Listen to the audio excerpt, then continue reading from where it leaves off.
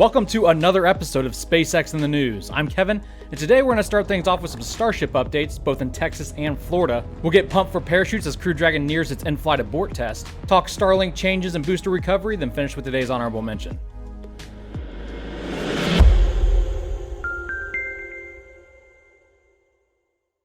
Well, we officially passed the one-year anniversary for SpaceX's Starship reveal in Boca Chica. It wasn't until December 22nd of 2018 that Elon addressed that new images of a water tower-looking structure being built in the Texas dirt was in fact the first test vehicle for Starship. Those of you who were involved in the community back then probably remember the huge debate among the fan base as to whether or not it was a rocket or a water tower. Even after Elon confirmed it was a rocket, it wasn't until after they strapped a Raptor engine to it that people started to believe.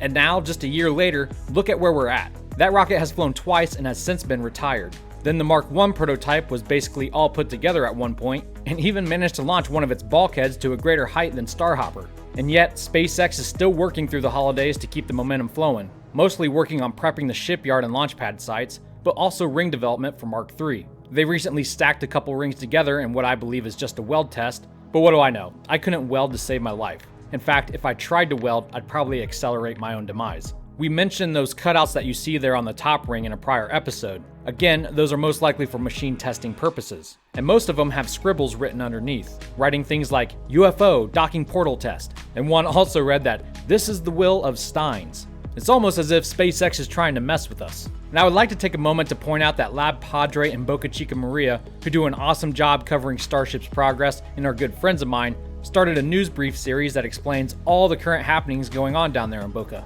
So if you're a SpaceX stalker like me, who loves observing every move that SpaceX makes, many times from the bushes, make sure you go ahead and check them out and show them your love. And if you'd like to learn what SpaceX's plans are concerning Starship and the local populace, go ahead and check this video out. Oh, and Elon Musk just tweeted this out. Even he's been on site trying to help his team push through the most difficult parts of developing Starship. We're going. Now, as far as Florida is concerned, the Cocoa site where Mark II rests is still void of any major activity. Really, all that's been going on is cleanup. The site has been cleared of all extra parts, and John Wincomp is still going out there with his drone to keep the fan community in the know.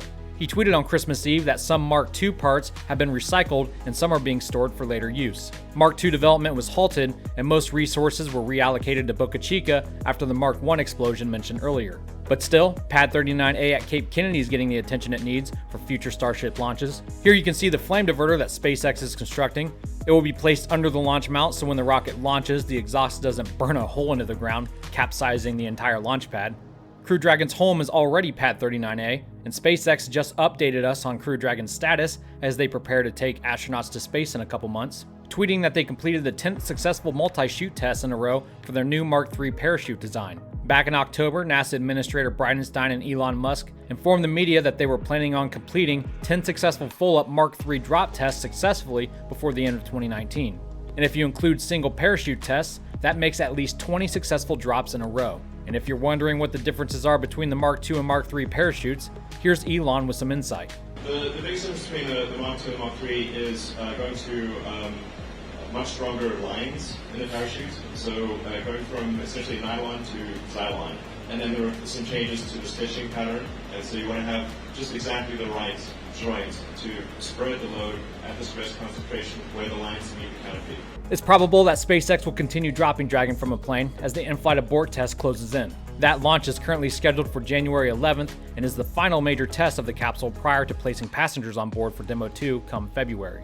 Mixed in with those launch dates are several Starlink missions. Starlink 2 was pushed from the end of December to January 3rd. Starlinks 3 and 4 are slated for next month as well. The FCC just approved SpaceX's request to increase the number of lanes for some of their Starlink satellites, despite receiving objections from other satellite companies. The number of now available orbital lanes has been brought up to 72. This will allow SpaceX to accelerate their deployment of their Starlink constellation to deliver broadband services throughout the United States, especially for those who live in areas undeserved or unserved by terrestrial systems. These 72 orbits are just for the first 1,584 Starlink sats that will fly, or fall, around the Earth at 550 kilometers. So the grand total number for all Starlink orbits at every altitude will be much greater. SpaceX's previous launch, JCSat-18 and Pacific 1, set a personal best for rocket booster recovery.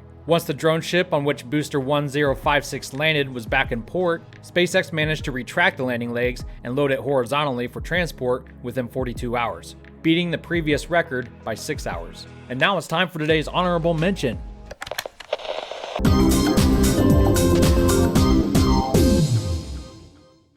Last week we covered Starliner's failed attempt to reach the International Space Station, and now that the capsule is back on Earth and more information has been released, I want to revisit it. Starliner is of course Boeing's alternative or competition to SpaceX's Crew Dragon capsule, and as it turns out, a problem with Starliner's mission elapsed timer caused the capsule to enter an incorrect orbit. The timer was apparently not properly set, which meant the attitude control thrusters were used when they shouldn't have been, and thus consumed too much propellant to allow for a corrected rendezvous with the space station. It was said that had astronauts been on board, they could have taken manual control of the vehicle and completed the mission.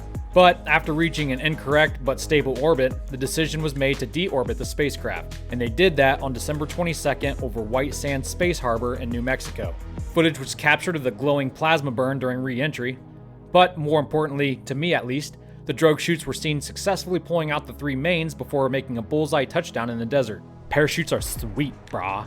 Afterward, a press conference took place, and as expected, it was spun to emphasize the smaller successes of the mission rather than the overall failure. And so I can tell you this morning, we're all very excited that a whole lot more things did go right. Went very, very well, as a matter of fact. In fact, you could argue that some of the hardest parts of this mission have now been proven to be very, very capable. And so that's all positive. Elon Musk tweeted out his support for Starliner, writing "Orbit is hard, best wishes for landing and recovery to the next mission." Which raises the question, what is Starliner's next mission gonna be? Will they perform a do-over, since Starliner has a written provision to dock with the International Space Station before taking any passengers up? I personally don't think so, and neither does NASA or Boeing. To me, there's good data out there that suggests that once we go through it, maybe it's acceptable to go next step, fly the crewed flight test. But we have to go through the data first, and what we typically do is work hand in hand with Boeing, and we let the data drive us to that next decision. What do you guys think? Obviously, for redundancy purposes, it's a good thing that NASA has 2 options for access to space. Also, competition in a free market decreases costs and increases innovation. But is what we're seeing actually a good representation of how capitalism and the free market are supposed to work? How far is NASA willing to go to keep Boeing in the game against SpaceX? And how much favor are they willing to show Boeing over their competitor concerning both time and money? Or would you not consider them competitors at all? Let me know your thoughts down below. Well, that's all I have for you guys today. Thank you so much for watching. Thank you so much for the great year. 2019 was just awesome for me. I hope it was for you too. Enjoy the rest of the decade while it lasts, and I'll see you guys on the other side. Here's to SpaceX 2020. Godspeed. These SpaceX in the News episodes are made possible by the generous donations of my Patreon members. And if you would like to see even more SpaceX-centric content, consider becoming a Patreon yourself. Even $1 a month will get you access to exclusive videos not available here on YouTube. There's a link in the description. And God bless, my friend.